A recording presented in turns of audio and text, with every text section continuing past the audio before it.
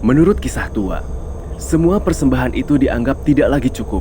Hingga seorang tetua desa mengaku mendapat penglihatan. Ia mengatakan bahwa Pandu Ireng menginginkan persembahan paling murni, yaitu seorang anak gadis. Kinanti berada di tengah iring-iringan warga. Tangannya terikat kain putih. Ia mengenakan pakaian sederhana yang telah dipersiapkan oleh para tetua sebagai simbol persembahan. Para tetua membentuk lingkaran mengelilingi batu besar di tengah area. Mereka melantunkan doa-doa menurut kepercayaan lama yang diwariskan turun-temurun. Kinanti berdiri dengan tubuh gemetar. Tatapannya kosong. Ia terus berbisik memanggil ayah dan ibunya, namun tidak pernah ada jawaban. Sejak malam itu, tidak ada lagi yang melihat Kinanti. Namanya dilarang disebut, dan lokasi ritual ditutup rapat. Apakah yang bangkit hanyalah kenangan masa lalu? Atau adakah sesuatu yang benar-benar terbangun setelah kedatangan sang dukun? Masih ada orang-orang yang mengaku melihat seorang gadis berdiri sendirian, seolah menunggu seseorang yang akan mengungkap kebenaran yang selama ratusan tahun disembunyikan.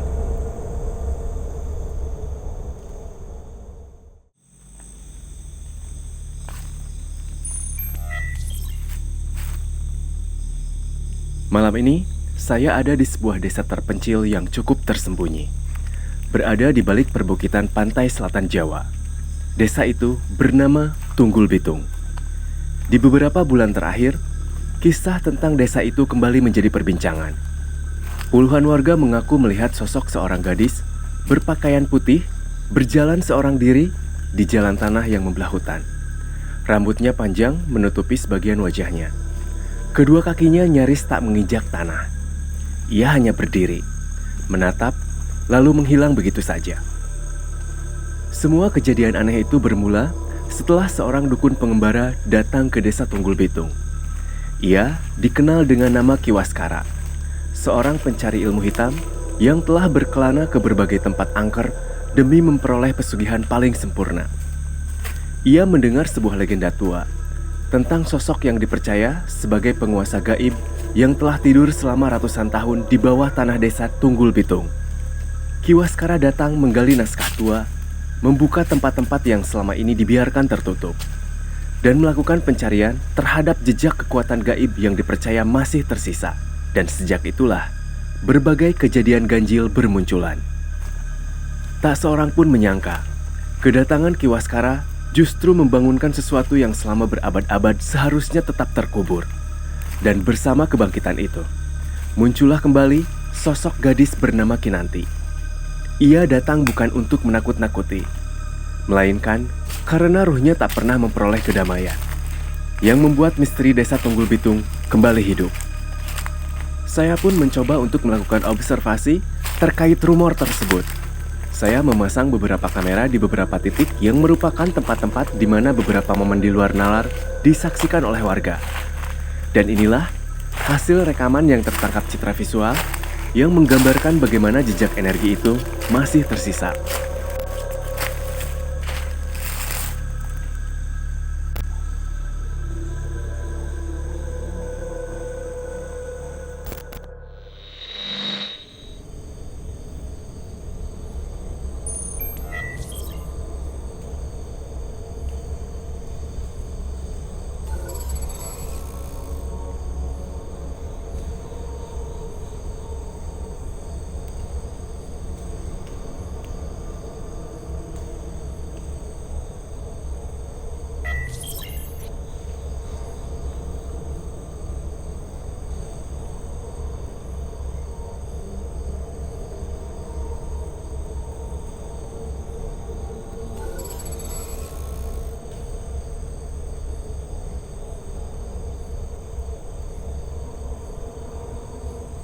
Jauh sebelum agama dikenal di masyarakat wilayah itu, desa Tunggul Bitung hanyalah sebuah perkampungan kecil yang hidup dalam ketakutan. Hutan mengelilingi mereka. Penyakit datang tanpa sebab. Hasil panen selalu gagal. Dan anak-anak meninggal secara misterius. Karena tidak memahami penyebabnya, para tetua desa percaya bahwa seluruh penderitaan itu berasal dari kemarahan makhluk yang tinggal di Bukit Batu Hitam. Mereka menamai penguasa gaib itu Pandu Ireng.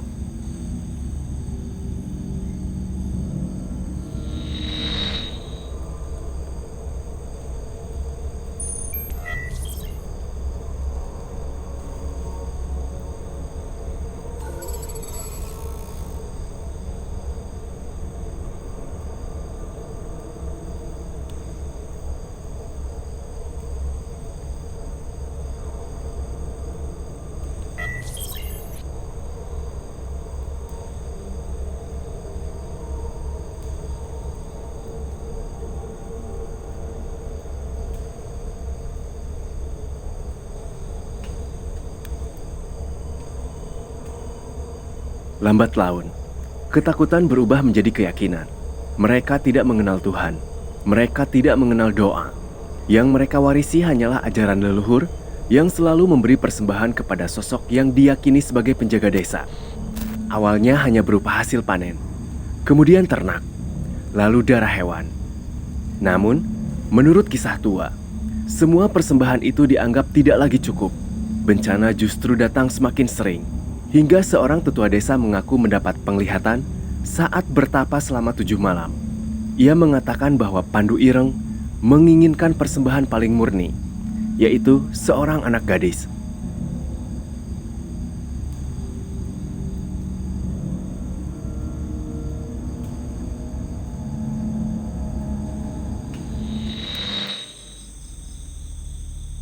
Di antara seluruh anak perempuan desa, hanya satu nama yang terus disebut oleh para tetua, Kinanti.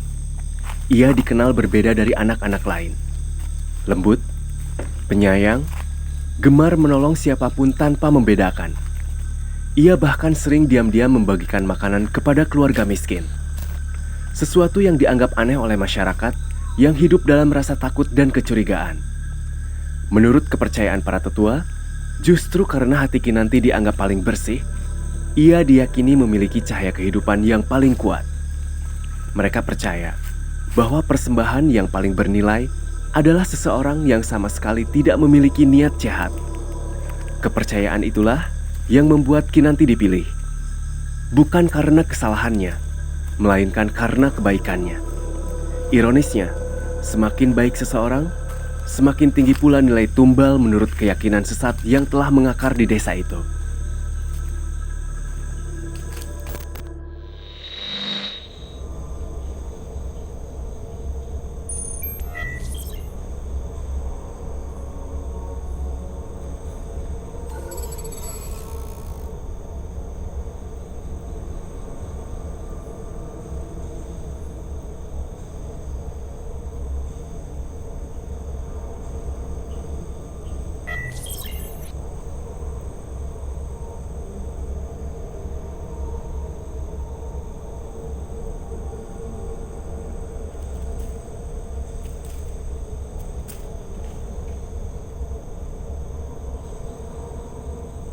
Keputusan itu dirahasiakan.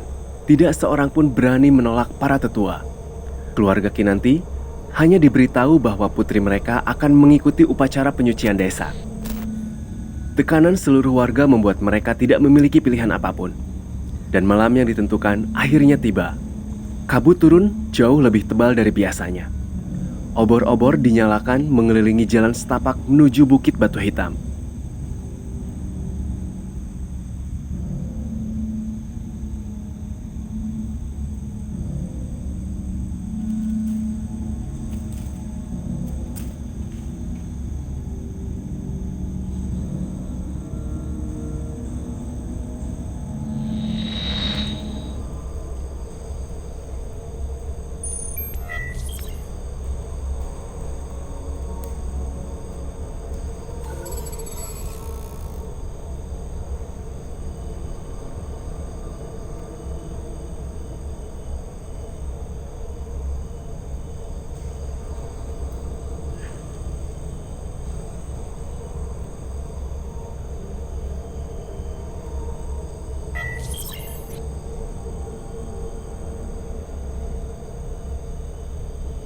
Kinanti berada di tengah iring-iringan warga. Tangannya terikat kain putih. Ia mengenakan pakaian sederhana yang telah dipersiapkan oleh para tetua sebagai simbol persembahan. Wajahnya pucat. Sesekali, ia menoleh ke arah kedua orang tuanya yang hanya mampu menangis dari kejauhan. Tak ada satupun warga yang berani menatap mata gadis itu terlalu lama. Karena jauh di dalam hati mereka, mereka tahu yang akan dilakukan malam itu adalah sesuatu yang salah.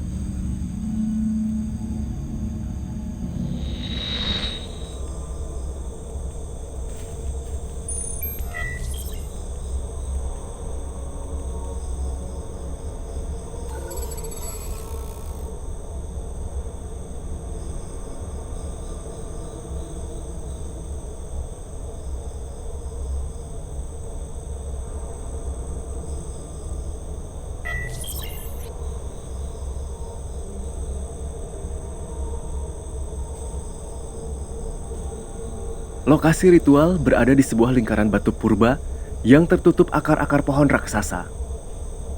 Udara terasa begitu dingin. Tidak ada suara burung, tidak ada suara serangga. Hanya desir angin yang terdengar seperti bisikan.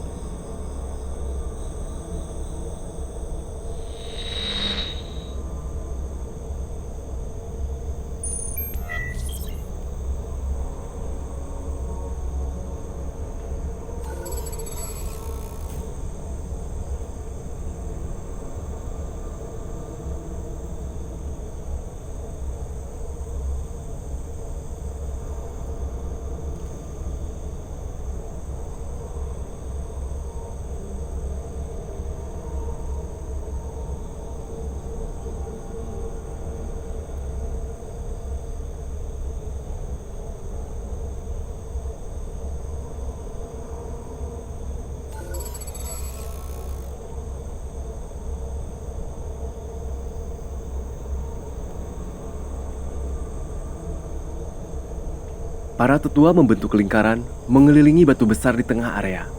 Mereka melantunkan doa-doa menurut kepercayaan lama yang diwariskan turun-temurun. Obor bergoyang tertiup angin.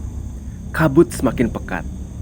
Langit yang semula cerah perlahan menghitam. Kinanti berdiri dengan tubuh gemetar. Tatapannya kosong. Ia terus berbisik memanggil ayah dan ibunya, namun tidak pernah ada jawaban. Suasana berubah mencekam ketika hembusan angin berputar mengitari lingkaran batu, dan tanah bergetar pelan. Sebagian warga mulai ketakutan, namun para tetua justru menganggapnya sebagai pertanda bahwa persembahan telah diterima. Tak lama kemudian, terdengar suara menggelegar dari arah bukit.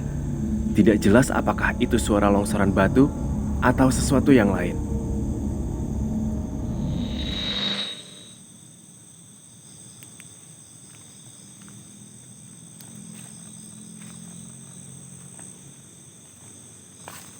Malam itu berakhir dalam keheningan yang tidak pernah bisa dilupakan oleh siapapun yang menyaksikannya.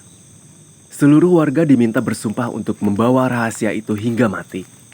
Namun, ketenangan yang mereka harapkan tidak pernah datang. Justru sejak saat itu, desa Tunggul Bitung berubah. Panen tidak pernah melimpah, dan kebahagiaan itu tidak pernah terjadi. Anak-anak lahir dengan kondisi yang lemah. Banyak warga yang mengalami mimpi buruk yang sama. Dan setiap tengah malam, terdengar tangisan perempuan dari arah bukit. Orang-orang yang nekat mencari sumber suara sering kembali dalam keadaan linglung. Sebagian kehilangan ingatan, dan sebagian lagi memilih meninggalkan desa tanpa pernah menjelaskan apa yang mereka lihat. Lambat laun, jumlah penduduk terus berkurang. Rumah-rumah mulai kosong, dan hutan mengambil kembali jalan-jalan yang dahulu ramai. Kutukan yang mereka ciptakan sendiri perlahan melahap seluruh kehidupan desa.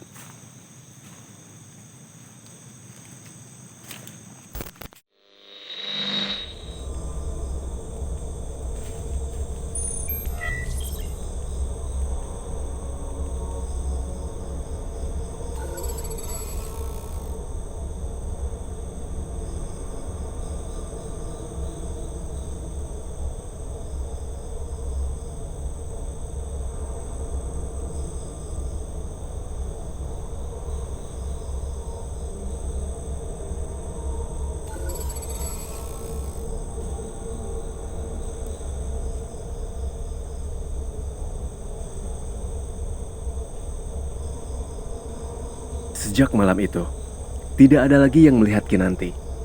Namanya dilarang disebut, dan lokasi ritual ditutup rapat. Apakah yang bangkit hanyalah kenangan masa lalu? Atau adakah sesuatu yang benar-benar terbangun setelah kedatangan sang dukun? Tidak ada yang dapat memastikan. Namun hingga hari ini, ketika malam turun dan kabut mulai memenuhi jalan menuju Bukit Batu Hitam, masih ada orang-orang yang mengaku melihat seorang gadis berdiri sendirian, diam, menatap ke arah desa, seolah menunggu seseorang yang akan mengungkap kebenaran yang selama ratusan tahun disembunyikan. Dan mungkin, selama rahasia itu belum benar-benar terungkap, kutukan desa Tunggul Bitung tidak akan pernah berakhir.